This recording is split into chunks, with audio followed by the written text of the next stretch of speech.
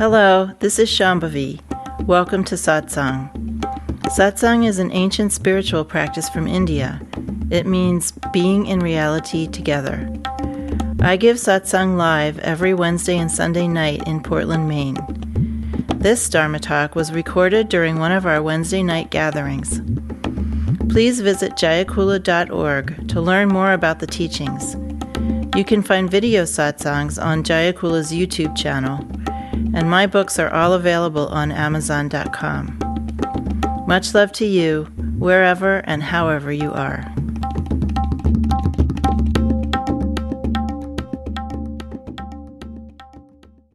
So I wanted to talk about something I've talked about before, which was inspired by a comment that Susan, Hermana's mom, made last Sunday.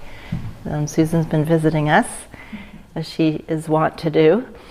And she said something like, and since you're here, you can correct me if I'm not quoting you right, but you said something like, isn't it interesting to have a monastic householder tradition?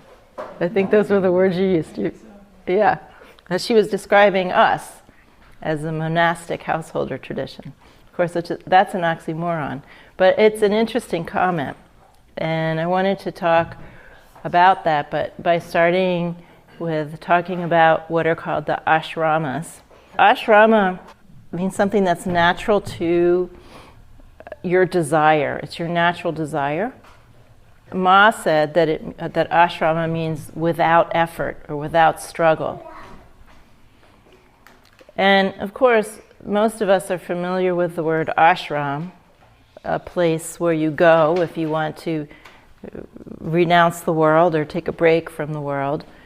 And those are anything but places without struggle, in my experience. So the ashram is the Hindu version of a monastery. But in a more general sense, in the Indian tradition, the cultural tradition, the ashramas are the proper stages of a human life. So the first stage is brahmacharya. In sort of mainstream conventional way of looking at brahmacharya, it means celibate. It means having the conduct of Brahma, being celibate. Celibacy, of course, can mean something gross in the sense of literal, meaning you don't have sex. Or it can mean something more refined, meaning that you have no attachments.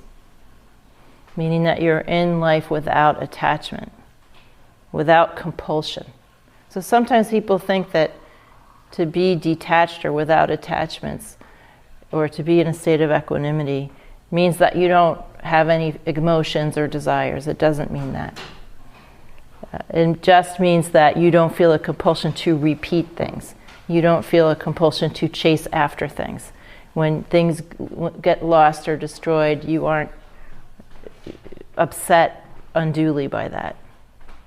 So brahmacharya supposedly lasts through the age of 24, and it meant in the traditional text literal celibacy, and this was considered to be the student stage, the stage of life when you're studying with your household guru and you're studying scripture and you're learning ritual and good conduct, etc. Learning about philosophy and scripture. And so then the next stage is grihasta, and this is the word that's translated as householder. Grihasta is the stage, the ashrama, grihasta ashrama, when your natural predilection is to start a family, get married and start a family, and raise your kids. So that's what the householder life means. And grihasta literally means the desire to have a family or an attachment to family and children, or the desire or attachment to protecting family and children, something like that. And this is really considered to be the most important stage of people's lives. That lasts, until the age of 48, so 24 to 48. And then you're in vanaprastha, this very weird interim period when it's the period of the retiree. And it's actually when you're kind of a respected elder, when this is the period when you're supposed to be sort of handing the job that you just did over to your kids. So now you're helping your kids get married and get established in their family so the whole mechanism can keep going. And you're sort of in an advisory role to your children, and you're gradually withdrawing from life, from active participation in family life. This lasts till 72. When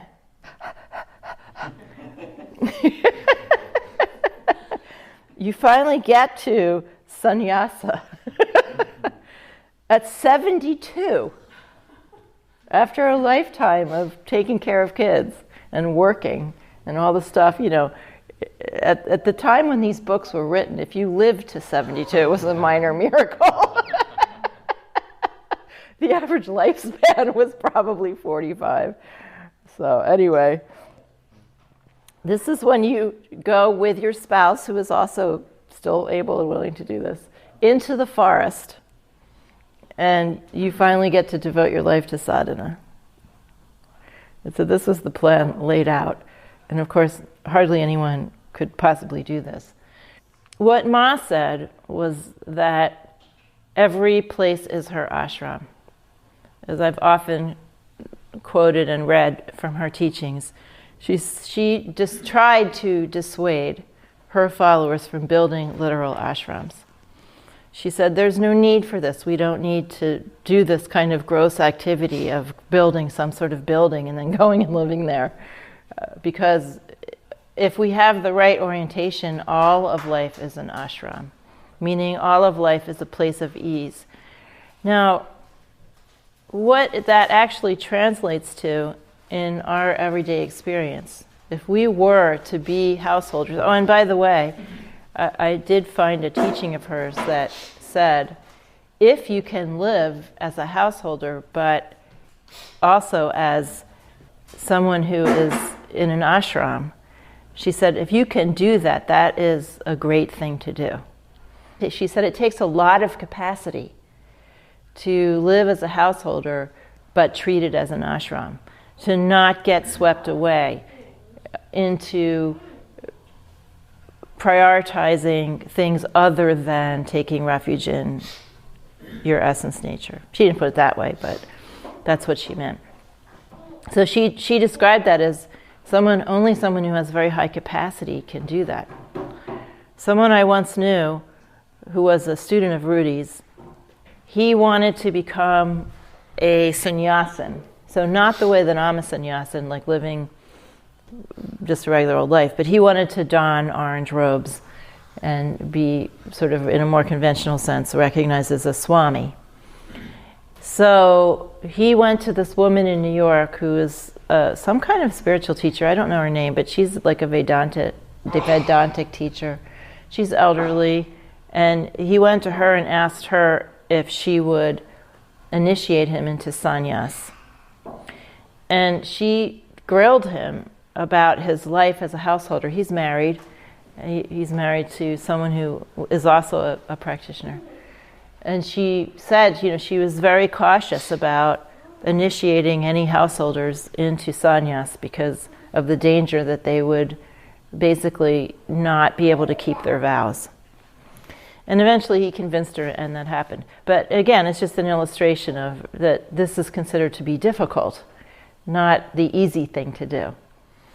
So what does it mean for us to be in an ashram, or to be practicing the practice of ashram while living a householder life?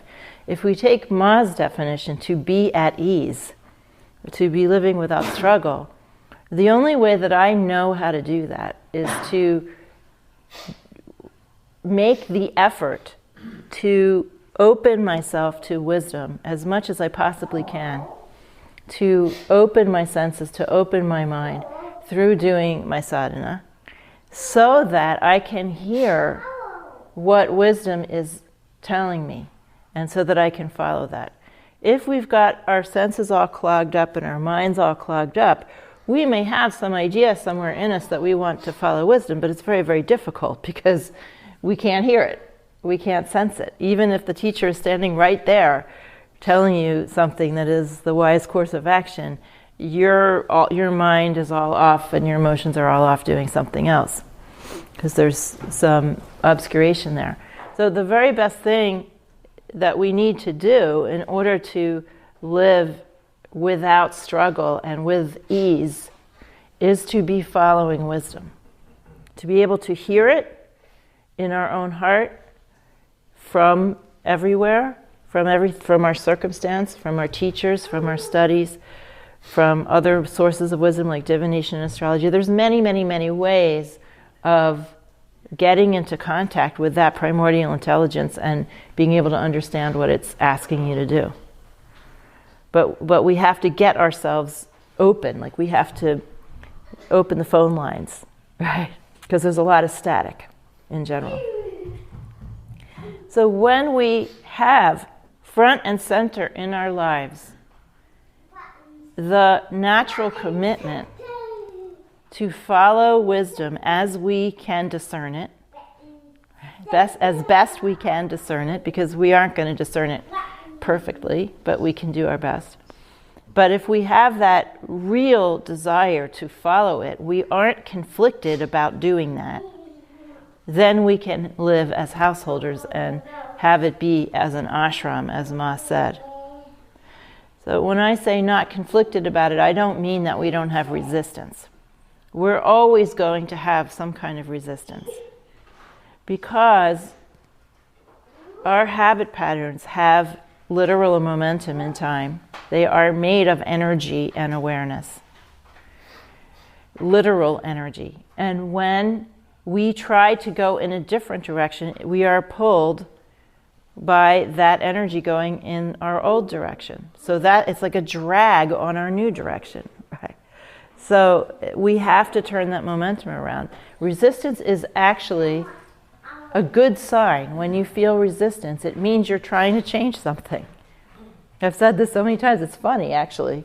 You know, if we get up or we stay up really late and it's somehow at like 11:30 or midnight while we're on Facebook, we decide that we have to have Ben and Jerry's ice cream too, and we just go to the store and get some, and there's no conflict, there's no resistance, right? But if we have a thought, I shouldn't really be up this late, and if I eat sugar right now, I'm going to be up even later, and then I won't be able to get up and do my practice, then suddenly we feel resistance.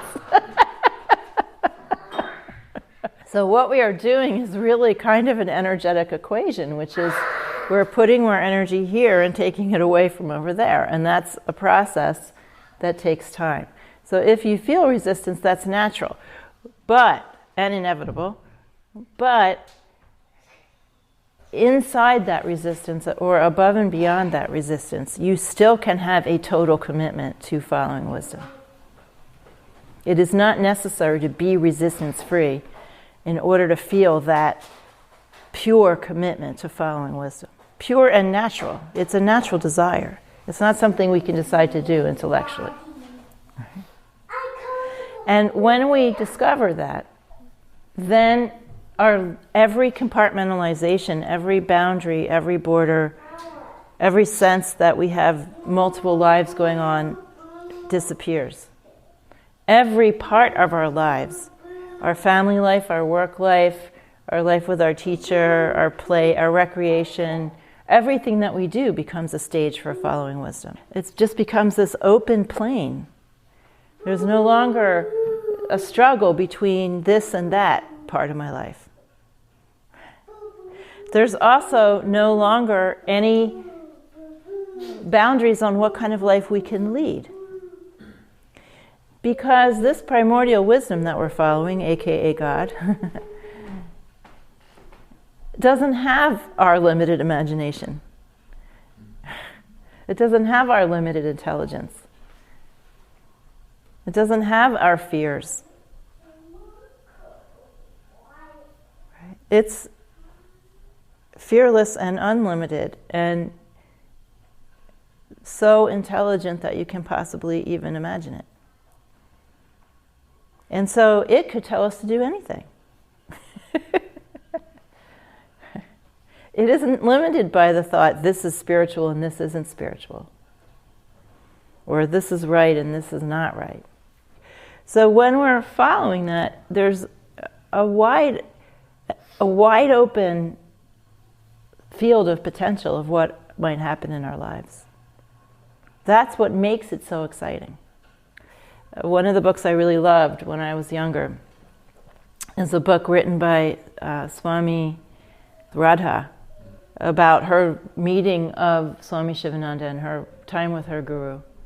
And on the very first page, I think even in the first paragraph, she says, following a great teacher is the greatest adventure of a human life. And I could not agree more. Because you're basically following the limitless, you're basically following infinite potential. When you have your little life mapped out, and all your little strictures and things that you think and your little concepts about everything, no matter what you do, your life is going to be stale. It may have its pleasures and its fulfillments and its victories and all of these things, but it is never going to, in any way, shape, or form, meet its full potential. Because you're just guiding it with your limited concepts about things, your limited emotions and your limited habit patterns. But when you cast all that away and you jump into the river of following God, you're in the realm of infinity. And it's just one sense and one step, one call and one response at a time. It is so exciting. It's like playing a game that you have no idea how it's going to turn out. So this is what it means to live without struggle and at ease. It's like you're jumping in that river and you're going along. And just like when you're swimming in a river, you have to be in the immediacy of things. Otherwise, if you have a plan when you're in a river, if you've mapped out your plan for the next 2 miles of the river, you're in big trouble.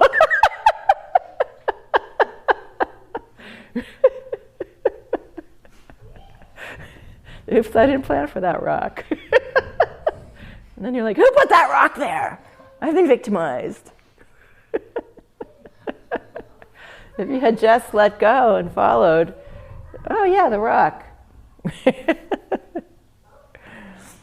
No problem. So, to live at ease, to live the life of ashrama, doesn't mean being in a monastery. It means being in the limitless field of the play of God, far from a monastery, as I've experienced monasteries. Well, it's interesting to think for our community. On the way over here, when I was walking from the car, I was thinking about how we're living here on the East Coast anyway. On the West Coast, it's slightly different, but here, most of us are living with other practitioners in this community. And the only other community I know that did that was Rudy's community. But they explicitly called the houses that they lived in ashrams. And each of those houses had some sort of senior teacher attached to it. I don't really know. I don't recall ever reading anything extensive in Rudy's talks about, what his vision was for those houses. But certainly there was something more monastic going on. I'm not really sure what it was. I mean, he wore orange robes and he had some conception, I think, that's a little different than what we're doing. And at least his main successor, or self-proclaimed main successor, Swami Chaitanananda, they have that big ashram in Oregon. But it's interesting for us to think, since we are, most of us, living together in some way or another, what is the nature, and we have thought a little bit, what is the nature of a kula house? How can a kula house be an ashrama in this sense that Ma meant, not in the sense of, some traditional monastery? When you put front and center in your life because of a natural desire and just the adventure of it, then it could look to somebody, like in this culture anyway, like you're being a bit weird.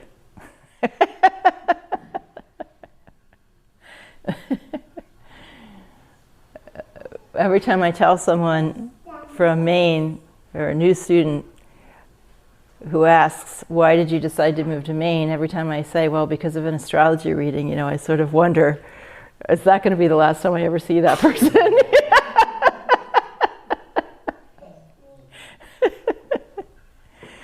But it's an interesting thing for us to contemplate as a community. What are we doing? We've had that talk about that at Kashi House several times because I'm there. And obviously I'm living that life pretty full on, and it has specific impacts on other people around me, the students who are living with me.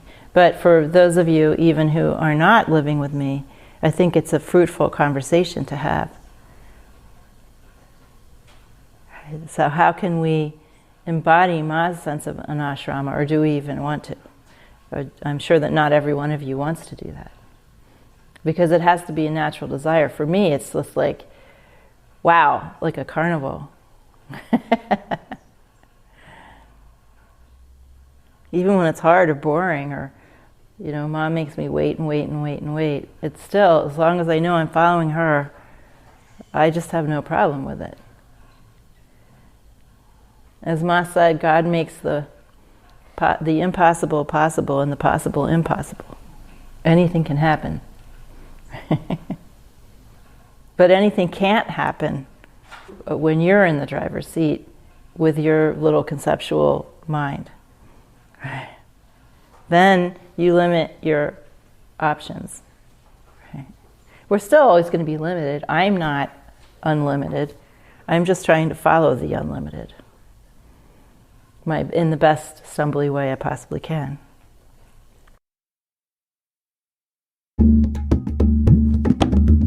Jayakula is a nonprofit community offering opportunities to learn and practice in the direct realization traditions of Trika Shaivism and Dzogchen. We are based in Portland, Maine and Portland, Oregon.